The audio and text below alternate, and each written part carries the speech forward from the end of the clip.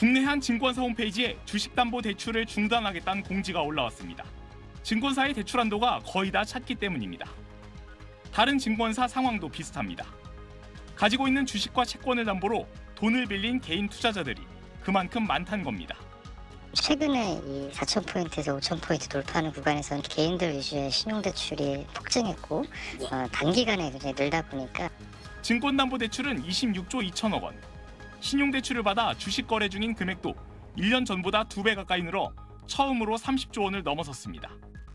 은행에서 한 4천 정도 받았고요. 신용융자로 한 6천 정도 상승해 가면서 저도 이제 조금씩 융자를 더 늘려가지고 코스피는 오늘도 1.57% 오른 5,371로 5,300선을 돌파하며 다시 사상 최고치를 경신했고 코스닥도 5포인트 오른 1,149의 거래를 마쳤습니다.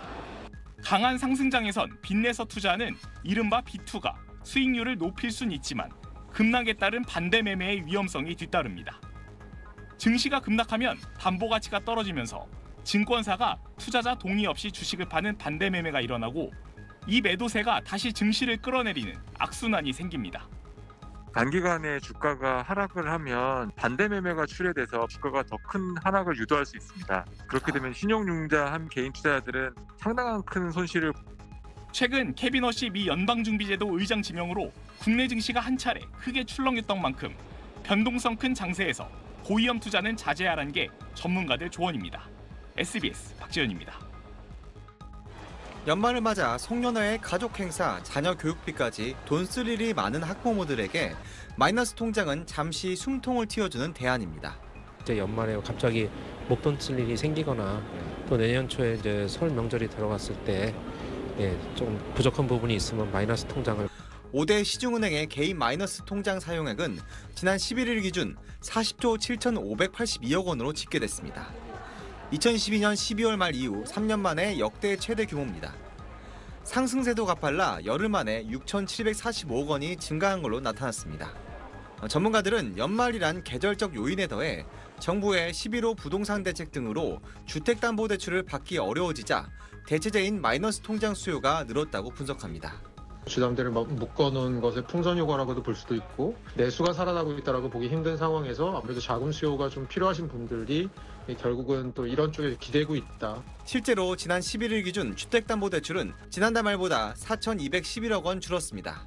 이달 말까지 감소세가 이어지면 1년 9개월 만에 처음으로 역성장을 기록할 걸로 전망됩니다. 주식과 가상화폐, 금 등에 돈을 빌려 투자하는 이른바 비투 열기가 이어진 것도 신용대출 수요를 끌어올렸다는 분석입니다. 마이너스 통장해서 거기다 우선 다 넣어놨다고 하긴 했는데 코인 주식 쪽에다가. 내년에도 정부가 주택담보대출 등 시중은행의 가계대출 총량관리 기조를 이어나갈 방침이어서 마이너스 통장 중심의 신용대출 쏠림 현상은 당분간 계속될 전망입니다. SBS 홍현재입니다. 뉴스브리핑 더보기 뉴블더입니다. 올해 코스피가 사상 최고치를 경신하고 크게 오르면서 빚을 내서 투자를 하는 경우가 늘고 있는데요. 이렇게 빚 내서 투자한 사람의 절반 이상이 50대 이상 중장년층, 이른바 실버 개미인 걸로 나타났습니다. 증권사에서 돈을 빌려 투자한 코스피 신용융자 잔고는 지난달 25일 기준으로 14조 2천여억 원으로 사상 최대를 기록했습니다.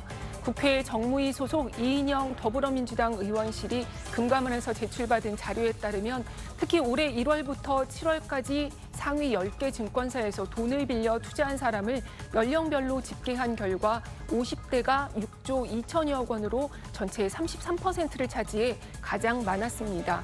그다음은 만 60세 이상이 5조 300억 원 이상을 빌려 27%를 차지하며 뒤를 이었습니다.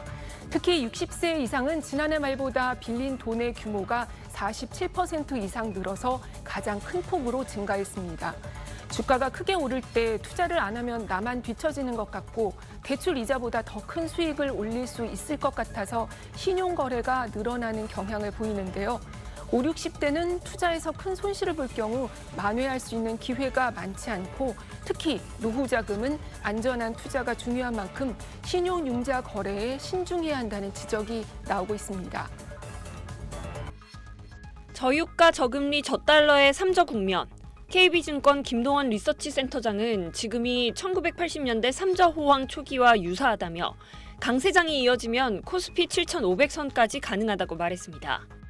원화 약세에 대해선 일시적 현상으로 판단했습니다. 외국인 순매수세가 커지고 이른바 서학개미가 국내 시장으로 돌아와 불확실성이 완화되면 원화 가치도 안정될 거란 설명입니다. 내년 코스피 상장사 영업이익은 올해보다 36% 늘어난 410조 원이 예상되며 이 가운데 69%가 삼성전자와 SK하이닉스 두 기업에서 나올 거로 전망됐습니다. AI 산업이 닷컴 버블과 비슷하다는 우려엔 시기상조란 입장입니다. 긍정적인 전망 속 개인 투자자들의 레버리지 투자는 빠르게 늘고 있습니다. 신용거래 융자 잔고는 26조 2천억 원, 4년 만에 최대치를 경신했고 은행권 신용대출 잔액도 일주일 새 1조 1천억 원 이상 불어났습니다. 한국은행의 금융취약성 지수 역시 3분기 연속 상승했습니다. 전문가들은 특히 상대적으로 종잣돈이 적은 청년층에서 공격적 투자가 대폭 늘어났다며 변동성이 커진 시장에서 상환 부담과 손실 위험이 커질 수 있다고 우려했습니다. SBS 박서경입니다.